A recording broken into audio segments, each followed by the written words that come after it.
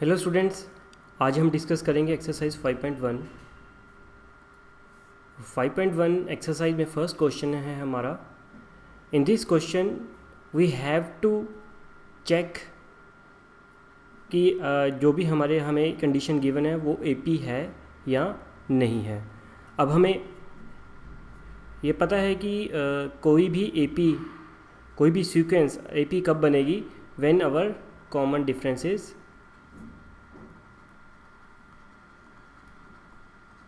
हमारा सेम होगा।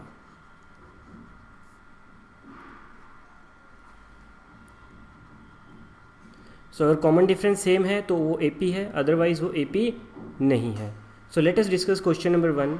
इन this question हमारे पास कंडीशन है that the taxi fare each kilometre when the fair is ₹15 for the first kilometre and ₹8 for the each additional kilometre. इस situation में अभी हमें ये बोल रहा है कि हमने एक टैक्सी हायर करनी है जिसमें जो फर्स्ट किलोमीटर होगा उसके लिए तो फिक्स चार्जेस हैं, वो है ₹15। लेकिन इसके बाद जितने भी हम किलोमीटर्स कवर करेंगे उसके हमें पर किलोमीटर हमें क्या देना होगा, ₹8 चार्जेस देने होंगे। लाइक सेकंड, अगर हमने 2 किलोमीटर्स ट्रैवल किया तो ₹15 तो हमारे फर्स्ट किलोमीटर के हो गए, प्लस 8 रुपीज़ हमारे सेकंड किलोमीटर के हो गए। So the amount shell become 23। Okay, third के लिए अगेन हम थर्ड किलोमीटर के लिए 8 और ऐड कर देंगे। सो थर्ड के लिए हमारे चार्जेस बन जाएंगे 31। सो इससे हम क्या बना सकते हैं कि हम एपी बना सकते हैं। So we can say that कि AP, it is an AP, और यहाँ पे हमारा कॉमन डिफरेंस कितना होगा, 8 होगा। क्वेश्चन को थोड़ा और ध्यान से समझते हैं। Now it can you observe that, अब हमने ऑब्जर्व किया है ये that taxi fare for first kilometre के लिए हम उसको कितने चार्जेस देंगे, हम इसको ₹15 पे करेंगे। और सेकंड किलोमीटर के लिए अब सब्सिक्वेंट किलोमीटर के चार्जेस हैं हमारे पास ₹8 पर किलोमीटर। तो सेकंड के लिए चार्जेस हमारे हो जाएंगे 15 तो फर्स्ट के हो गए, और सेकंड के हमारे ₹8 ऐड करेंगे उसमें तो 23 हो जाएगा। सो अगेन उसके बाद हम ₹8 ऐड करते जाएंगे। सो इस तरह से एक हमारी एपी बन गई which is 15, 23, 31 and 39। So in this, after observing this sequence, तो हम ये डिसीजन ले सकते हैं कि जो भी इनमें कॉमन डिफरेंस आ रहा है वो हमारा सेम है। So we can say that this sequence forms an AP because every term is 8 more than the preceding term.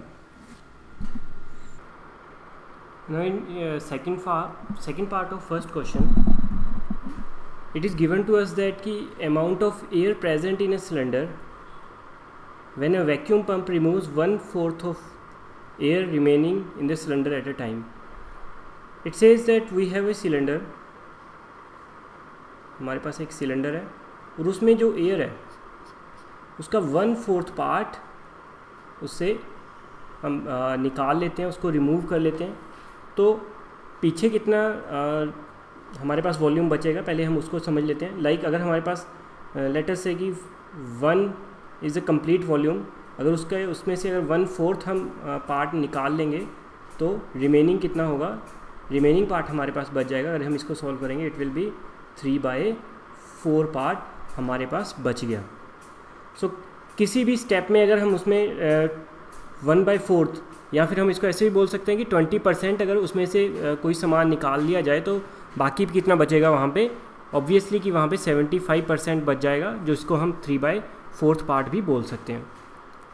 सो अब इस क्वेश्चन में हम एज्यूम करेंगे कि लेट अस से कि हमारे पास स्टार्टिंग में जो वॉल्यूम अवेलेबल है that is equal to V। तो स्टार्टिंग में हमारे पास V है, तो फर्स्ट स्टेप में हमारे पास वॉल्यूम V था। अब इसमें से 1/4 पार्ट निकाल लिया तो बचा कितना, ऑब्वियसली अगर इसको हम 3/4 से मल्टीप्लाई कर देंगे तो हमारे पास सेकेंड स्टेप में बच जाएगा V × 3/4, जिसको कि हम ऐसे लिख सकते हैं 3/4 V। ओके, सेकेंड स्टेप में हमारे पास 3/4 V है। अब इसके बाद अगेन हमने क्या किया, 1/4 पार्ट इसमें से निकाल लिया। सो अगर 1/4 पार्ट निकाल लेंगे तो पीछे कितना पार्ट बच जाएगा, उसका 70% या हम उसको 3/4 पार्ट उसका बच जाएगा। तो उसको निकालने के लिए अगेन हमें क्या करना होगा, जो हमारे पास यहाँ पे रिमेनिंग पार्ट है इसको हम 3/4 से मल्टीप्लाई करेंगे। सो थर्ड स्टेप में हमारे पास सिचुएशन बन जाएगी 3/4 v इंटू 3/4। तो इसको अगर हम सॉल्व करेंगे ये हमारा आ जाएगा 9/16 v। अगेन सेम सिचुएशन, अब इसमें से अगेन हमने 1/4 पार्ट निकाल लिया है, तो बचा कितना 3/4। तो इसको हम 3/4 से फिर मल्टीप्लाई करके देखेंगे। सो 9/16 v into 3/4। So we can say that it is equal to 27/64 v। So इतने स्टेप्स हमारे लिए सफिशिएंट होंगे। तो इससे हमारी एक सीक्वेंस बन जाएगी। फर्स्ट हमारे पास v है, सेकंड पार्ट में सेकंड स्टेज में हमारे पास 3/4 v हो जाएगा, थर्ड स्टेज में 9/16 v एंड देन 27/64 v। सो अगर हम अब इस सीक्वेंस को ऑब्जर्व करें तो क्या यहाँ पे हमारा कॉमन डिफरेंस सेम आ रहा है? Then obviously it is quite clear कि we can observe that the adjacent term of the series do not have the same difference between them। so हम ये बोल सकते हैं कि ये हमारी AP नहीं है। In third part of question number 1, it is given to us that the cost of digging a well after every meter of digging, when it costs ₹150 for first meter and rises by 50 for the each subsequent meter। इसमें it means कि अगर हमें एक well को डिग करना है, let us assume कि ये हमारा एक वेल है and we have to dig it. अब ये जो सिचुएशन है हमारी ये बोल रहा है कि इसके अगर हम फर्स्ट मीटर, लेट अस से कि ये हमारा 1 मीटर हो गया। सो फर्स्ट मीटर के लिए जो हमसे जो चार्ज लेने हैं वो हो गए हमारे 150 rupees.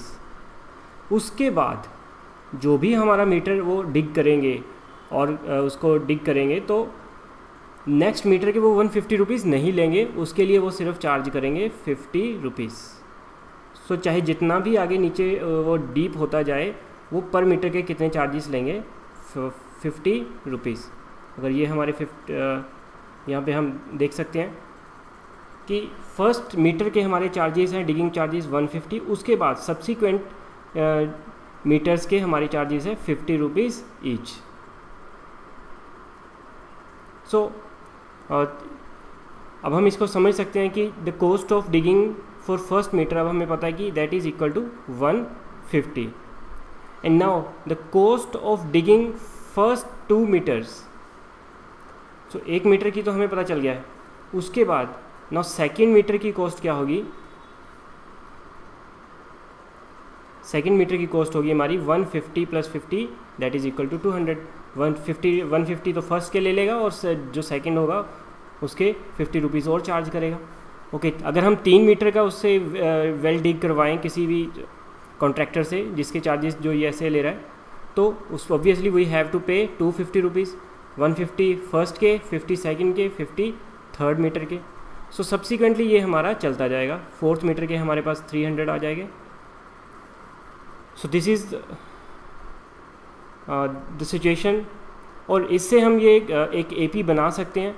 So we can see that कि 150 सेकेंड के 200 and 250 and 50।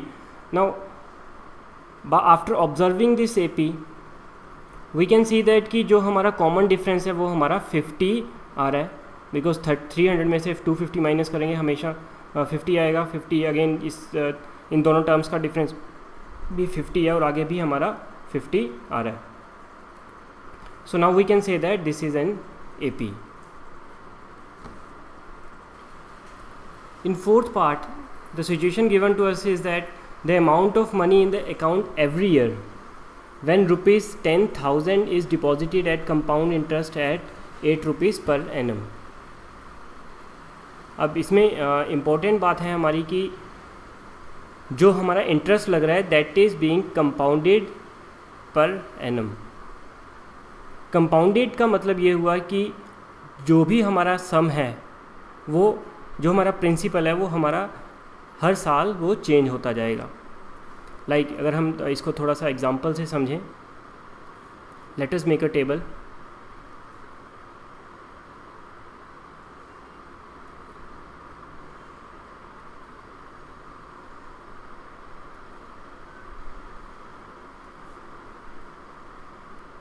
So in this column we will write the year and the principal, or rate we will assume the rate of interest as 10%. ये example समझने के लिए करते हैं, फिर बाद में ये क्वेश्चन हमें समझना काफ़ी इजी हो जाएगा. So amount shall be, okay, let us assume कि फर्स्ट ईयर में हमने अपने बैंक में डिपॉजिट करवाए 1000 रुपीज़, और 1000 रुपीज़ के ऊपर इंटरेस्ट लगेगा 10%. सो 10%, 1000 का 10% कितना होगा 100 रुपीज़. तो टोटल अमाउंट कितना बन गया हमारा 1100 रुपीज़. सो कंपाउंडेड का मतलब ये हुआ कि अब नेक्स्ट ईयर में जो हमारे पास प्रिंसिपल होगा वो 1000 नहीं होगा. अब कितना होगा, जो 1100 अब हमारे जो अकाउंट में है वो उसको हम प्रिंसिपल मानेंगे.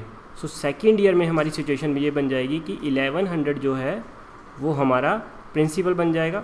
अब 1100 का 10% कितना हो गया, 1100 का 10% हमारे पास 110 हो जाएगा. सो मेरा अमाउंट कितना बन जाएगा 1210. अगेन थर्ड ईयर की सिचुएशन देखते हैं.